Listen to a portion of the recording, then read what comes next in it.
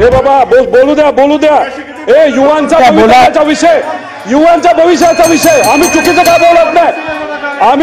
काय बोलत नाही. सन्माननीय सदस्य रोहित पवार, तुम्ही माझ्याकडे बघून बोला, तुम्ही त्यांना उत्तर देत आहात का? अध्यक्ष महोदय, तुम्ही मगाशी होम मिनिस्टर साहेब बोलत असताना बसा, बसून बोलू नका. बोला. अध्यक्ष महोदय, मगाशी होम मिनिस्टर साहेब बोलत असताना त्यांच्याकडे जी माहिती आली ती कदाचित थोडीशी अपुरी वाटते, कारण का त्यांनी सांगितलं एकच त्या ठिकाणी कारवाई झाली म्हणजे FIR झालेला आहे. अध्यक्ष महोदय, आमच्याकडे 5-6 तलाठी भरतीच्या बाबतीत FIR झालेले आहेत, ते त्यांच्याच विभागाने केलेत. तिथं जे काही पोलीस आहेत त्यांनी चांगलं काम केलेलं आहे. पण विषय एवढाच आहे की एक आपल्याला इथं पेपर फुटीचा कायदा कधी आणला जाईल, कारण काय होतं त्यांनी उत्तर देत असताना आकडेवारी बद्दल बोलले, त्याला आपण नॉर्मलायझेशन म्हणतो. नॉर्मलायझेशनच्या नावाखालीच दुर्दैवाने त्या ठिकाणी घोळ खऱ्या अर्थाने होतो. नीटमध्ये ग्रेस मार्कच्या बाबतीत घोळ झाला, तसं आपल्या राज्यामध्ये नॉर्मलायझेशनच्या बाबतीत घोळ होतो. त्यामुळे याच अधिवेशनामध्ये आमची मागणी आहे, आमची विनंती आहे, युवांची विनंती आहे, विद्यार्थ्यांची विनंती आहे की पेपर फुटीचा कायदा याच अधिवेशनामध्ये आपण आणणार का? आणि जे काही मगाशी डेटा तुम्ही माहिती दिली ज्याच्यामध्ये FIR एकच झाले असं नसून अनेक FIR त्याच्यामध्ये झालेले आहेत, त्याच्यामध्ये तुम्ही अख्ख्या महाराष्ट्रामध्ये जे FIR आणि कारवाई झाल्यात त्याची एकत्रित माहिती आमच्या अधिवेशनामध्ये आम्हा सगळ्यांना तुम्ही द्याल का?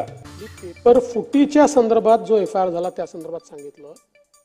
तलाठीच्या भरतीच्या संदर्भात जे काही त्या ठिकाणी विषय झाले होते ते उत्तर चुकले होते. ज्यांनी पेपर सेट केले त्यांचेच उत्तर चुकले होते आणि म्हणून त्या ठिकाणी नॉर्मलायझेशन झालं आणि ती परीक्षा आपण रद्द केली आणि नव्याने घ्यायचं ठरवलं. त्यामुळे तो विषयच झालेला नाही त्या ठिकाणी. मी आपल्याला स्पष्टपणे सांगू इच्छितो, कुठली गोष्ट लपवण्याचं कारण नाही आहे. जर एखादा घोटाळा झाला तर घोटाळा झाला म्हणावं लागेल.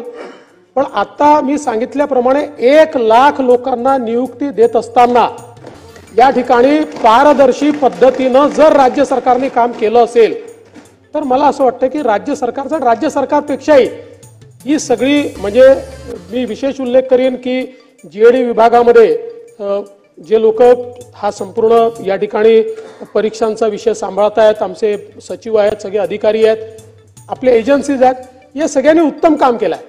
आता हे खरं आहे की एखाद्या ठिकाणी गडबड करायचा प्रयत्न झाला, प्रयत्न आणून पाडला, त्या ठिकाणी जे काही आपल्याला काम करायचं आहे ते काम आपण केलं. पण पहिल्यांदा मला या ठिकाणी रोहितजी हे सांगायचं आहे की हा जो काही नरेटिव्ह तयार करण्याचा प्रयत्न चाललाय, पेपर फूट होते, हे चुकीचं आहे, हे योग्य नाही आहे, हे चुकीचं आहे. या ठिकाणी 1 लाख लोकांना जर नियुक्ती मिळत असेल, हा राज्यात नाही, हा देशामधला रेकॉर्ड आहे, हा देशातला रेकॉर्ड आहे. कुठल्याही एका राज्याने इतक्या कमी वेळामध्ये एवढ्या नियुक्त्या द्यायच्या. त्यामुळे अध्यक्ष महोदय, आणि निश्चितपणे अध्यक्ष महोदय, पेपर फुटीच्या संदर्भातला केंद्र सरकारने कायदा केल्यानंतर राज्य सरकारने देखील तो कायदा करण्याचा मनोदय हा मागच्याच अधिवेशनामध्ये घोषित केला आहे. त्या संदर्भातली आमची कारवाई चालली आहे. मध्यंतरी काही जे काही आमचे युवक नेते आहेत किंवा जे या परीक्षेच्या सगळ्या गोष्टींमध्ये काम करतात अशा सगळ्या लोकांची आमची चर्चा झाली.